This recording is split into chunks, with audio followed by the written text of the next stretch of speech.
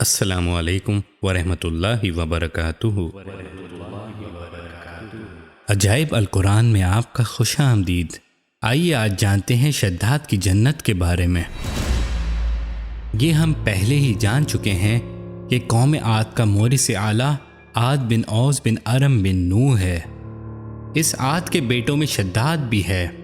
یہ بڑی شان و شوکت والا بادشاہ ہوا کرتا تھا۔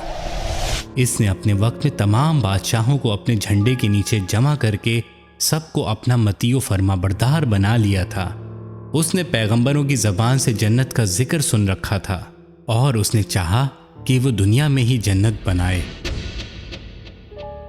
اور اس ارادے سے ایک بہت بڑا شہر بنایا جس کے محل سونے چاندی کی اینٹوں سے تعمیر کیے گئے اور یاقوت کے ستون اس کی عمارتوں میں نصب کیے گئے، اور ایسے ہی فرش مکانوں میں بنائے گئے۔ سنگریزوں کی جگہ آبدار موتی بچھائے گئے۔ ہر محل کے گرد و جواہرات پر نہریں جاری کی گئیں۔ قسم قسم کے درخت زینت اور سائے کے لیے لگائے گئے۔ الغرض اس سرکش نے اپنے خیال سے جنت کی تمام چیزیں اور اس کے عیش و عشرت کے سامان اس شہر میں جمع کر دیے۔ جب یہ شہر مکمل ہوا تو شداد بادشاہ اپنے اعیان سلطنت کے ساتھ اس کی طرف روانہ ہوا۔ جب ایک منزل کا فاصلہ باقی رہ گیا تو آسمان سے ایک ہولناک آواز آئی۔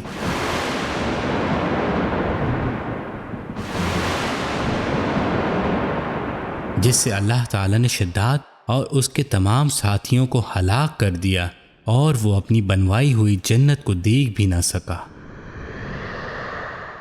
حضرت امیر معاویہ رضی اللہ تعالیٰ عنہ کے دور حکومت میں حضرت عبداللہ بن کلابہ اپنے گمشدہ اونٹ کو تلاش کرتے ہوئے صحرائے عدن سے گزر کر اس شہر میں پہنچے اور اس کی تمام زینتوں اور آرائشوں کو دیکھا، مگر وہاں کوئی رہنے بسنے والا انسان نہیں ملا۔ یہ تھوڑے سے جواہرات وہاں سے لے کر چلے آئے۔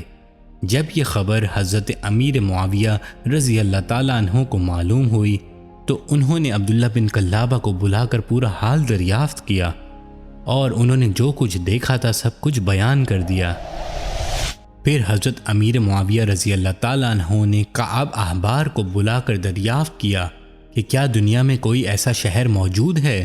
تو انہوں نے فرمایا کہ ہاں، جس کا ذکر قرآن مجید میں بھی آیا ہے، لیکن یہ سب عذاب الہی سے ہلاک ہوئے اور اس قوم میں سے کوئی ایک آدمی بھی باقی نہیں رہا۔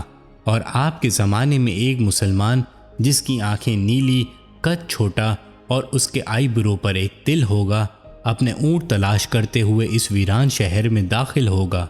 اتنے میں عبداللہ بن کلابہ آ گئے تو کعب احبار نے ان کو دیکھ کر فرمایا کہ باخدا وہ شخص جو شداد کی بنائی ہوئی جنت کو دیکھے گا وہ یہی شخص ہے۔ قوم عاد اور دوسری قوموں کا حال بیان کرتے ہوئے قرآن مجید میں ارشاد ہوتا ہے کہ آپ نے نہ دیکھا کہ آپ کے رب نے قوم عاد کے ساتھ کیسا کیا؟ وہ حد سے زیادہ طول والے آدارم کہ ان جیسا شہروں میں پیدا نہیں کیا گیا، اور قوم سمود جنہوں نے وادی میں پتھر کی چٹانوں کو تراشا، اور فرعون جو کہ چومیخا کی سزا دیا کرتا تھا، انہی لوگوں نے شہروں میں سرکشی کی۔ پھر انہوں نے شہروں میں بہت زیادہ فساد پھیلایا تو ان لوگوں پر آپ کے رب نے عذاب کا کوڑا برسا دیا۔ اس واقعہ سے ہمیں یہ سبق ملتا ہے کہ اللہ تعالیٰ کو بندوں کی سرکشی اور تکبر و غرور بے حد ناپسند ہے۔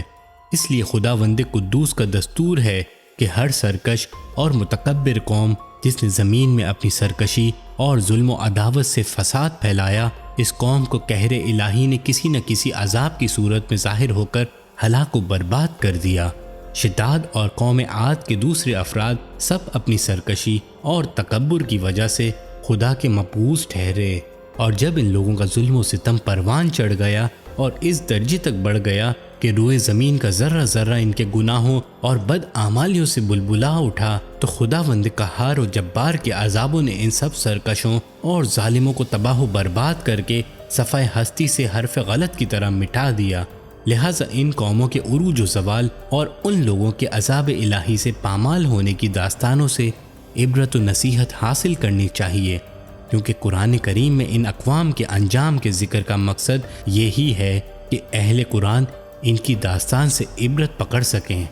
مسلمان کو لازم ہے کہ قرآن مجید کی بکثرت تلاوت کریں اور ان کا ترجمہ بھی پڑھا کریں اور ان اقوام کی ہلاکت سے عبرت حاصل کریں اور ہر وقت توبہ و استغفار کرتے رہیں اور ہر قسم کی بد اعتقادیوں اور بد اعمالیوں سے ہمیشہ بچتے رہیں اور اعمال صالحہ کی کوشش کرتے رہیں اور خبردار خبردار مال و دولت کے غرور اور گھمنڈ میں سرکشی و تکبر نہ کریں، بلکہ ہمیشہ دل میں خوف خدا رکھ کر تواضع و انکسار کو اپنی عادت بنائیں اور جہاں تک ہو سکے اپنی زندگی میں اچھے اعمال کرتے رہیں۔